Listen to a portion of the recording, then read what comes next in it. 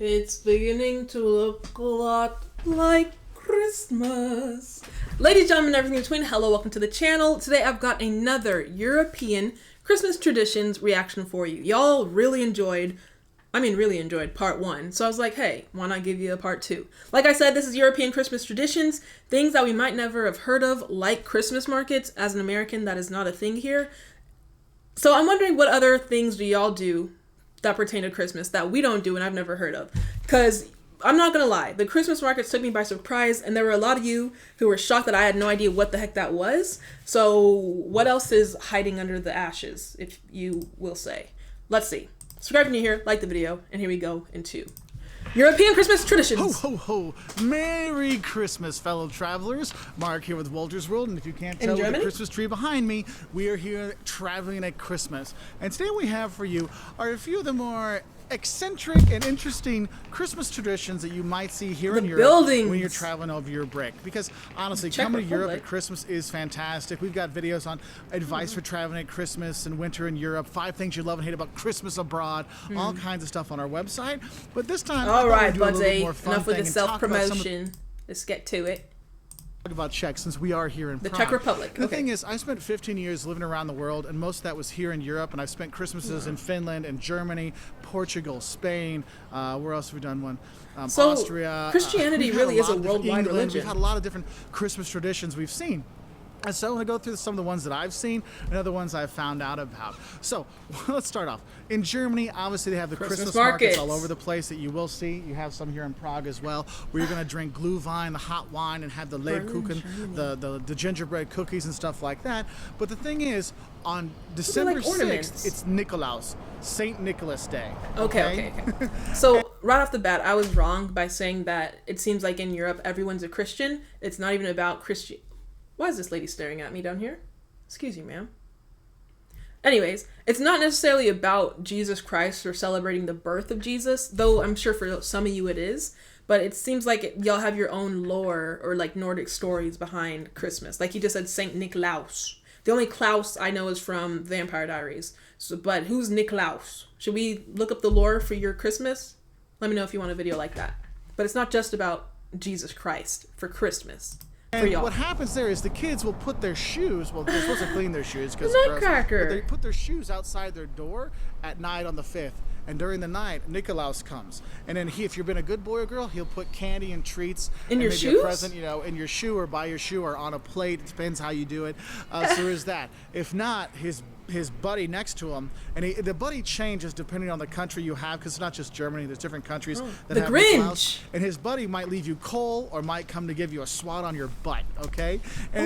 Not child abuse. Anyway, so you get candy or coal in your shoes, which to us is like candy or coal in your stocking. But not just that, you're supposed to leave cookies out, chocolate chip cookies for, what's it called? Santa Claus, and he will come down and eat it and leave you your presents. But also, there's a Grinch who hates Christmas and hates everything about the holiday and will steal your presents.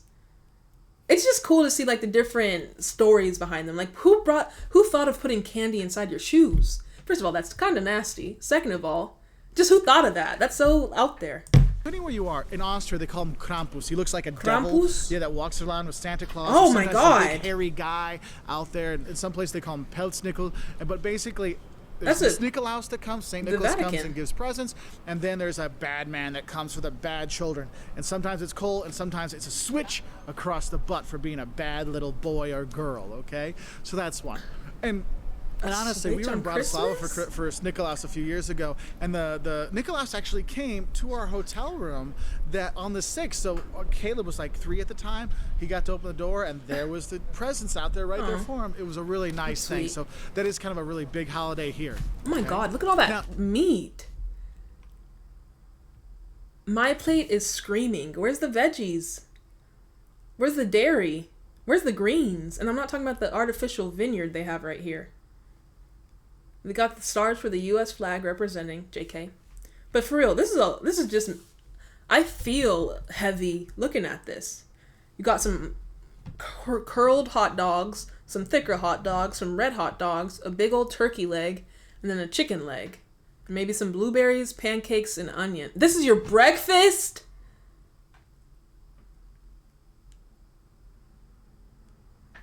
And they say the Europeans are the healthier people when compared to Americans. But y'all are eating this for breakfast. Don't get me started on the English and their beans.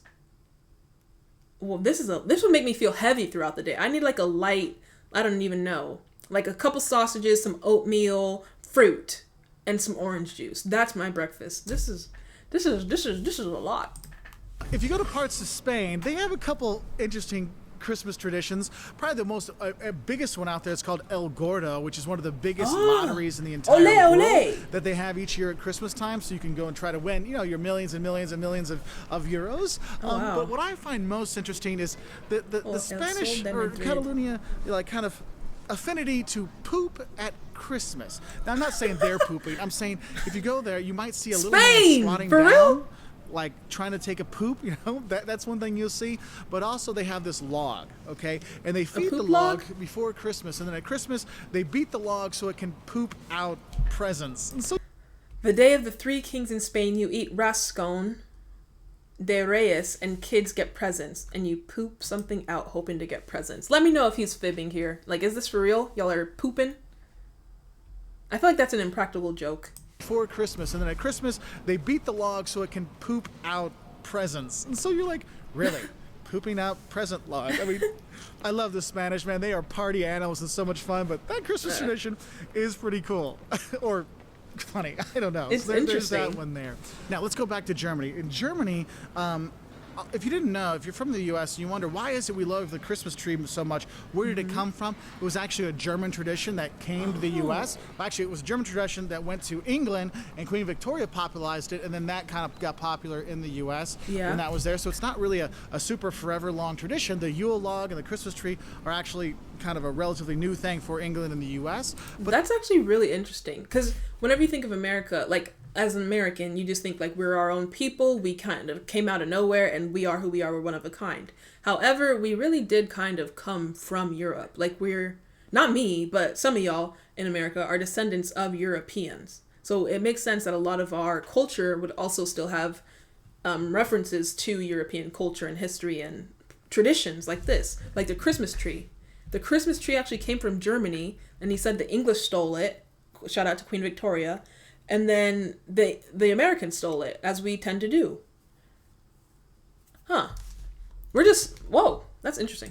But the thing is, the Germans have some really cool Christmas stuff. And the thing is, a lot of times they might only decorate their tree on Christmas Eve. And on Christmas Eve, someone might hide the pickle ornament in the tree. And the person that finds the pickle ornament in the morning, well, they get a little extra present out there from, well, whoever leaves the pickle present, okay? Like now, Secret Santa? Here in the Czech Republic, and their neighbor Slovakia has a pretty interesting one that I've heard of.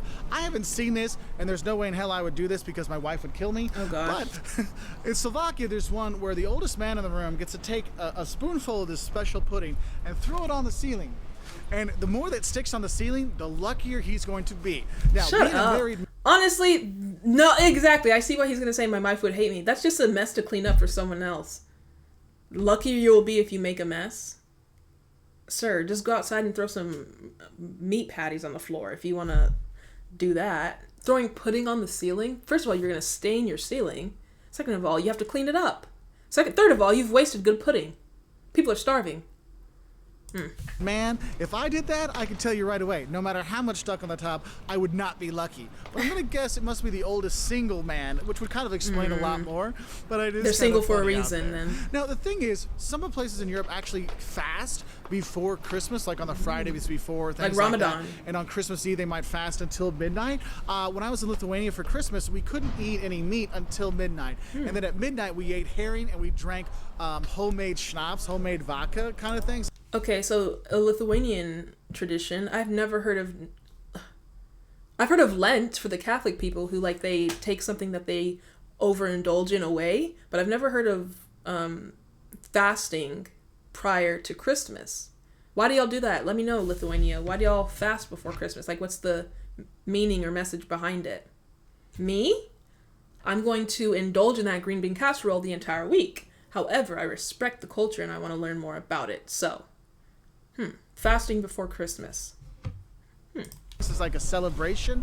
When I lived in Finland, we had 12 different versions of pickled herring. That is what we ate. Isn't that a bird? Christmas. So you have different foods you might have when you are here. You know, in Germany, they like to have goose at Christmas. The rest of the year, you don't have it, but at Christmas, Ganze, goose, is quite popular. Ganze. Now, the thing is, in Europe, in places like Germany, you know, the Christmas markets disappear on the 24th. Like, they're not there anymore. They close. The 23rd is the last day. The 24th, they disappear, except in really big tourist places. I was even just about to say, if you want to go to Munich, probably they'd have it. Berlin, probably.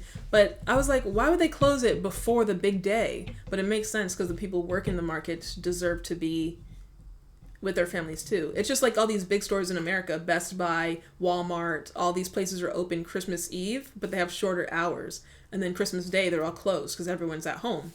So it's only fair that the market people, you know, if you've been to Canal Street, those people deserve time off too. But the thing is, in some countries, the Christmas celebration goes into the Day of the Three Kings. Jesus, look at all those January people. 6th. So you might see processions and stuff like that in Spain. The Day of the Three and other Kings? places, and you'll have that. In The Wise Italy, Men? for example, they have La Befana. And the Befana is this witch who hands out candy to the children on that day, or the 5th, okay? And you have that. And you'll see there'll be stockings out for La Befana. And you'll see that, and my kids, we were in San Marino a couple of years ago for La Befana, and the Befana, and she was like going around, we were playing music, and she's giving candy to the kids, and you know, in the U.S., when it's a witch, oh, you're supposed to run. She's like, no, a witch isn't a good thing. Felice, and have some candy. It was pretty funny. So you can get some of the fun Christmas stuff after Christmas when you are here, but some places it really closes down. The Christmas season, boom, is done at Christmas. Oh, we got the astronomical clock about to go. So I guess that's a sign that I should probably wrap up to. I just want to give you some of the funny, silly... I see everyone, like, congregating together. What's the astronomical clock? Someone let me know. Little Christmas traditions that I've seen on my travels here in Europe. What are some of the ones that you found? Please put in the comment section below. Oh, that was interesting. I feel like the biggest thing that took me by surprise was definitely the Lithuania... Look at me being a fat American. Why don't y'all be eating? I would be... That's when you're supposed to overindulge in food. Probably... I don't know. That is so interesting, though. Someone explain that one to me. That one's, like, sticking with me. Anyway, I hope you enjoyed the video. Let me know what other content you want on the channel. And I'll see you in the next one. Bye!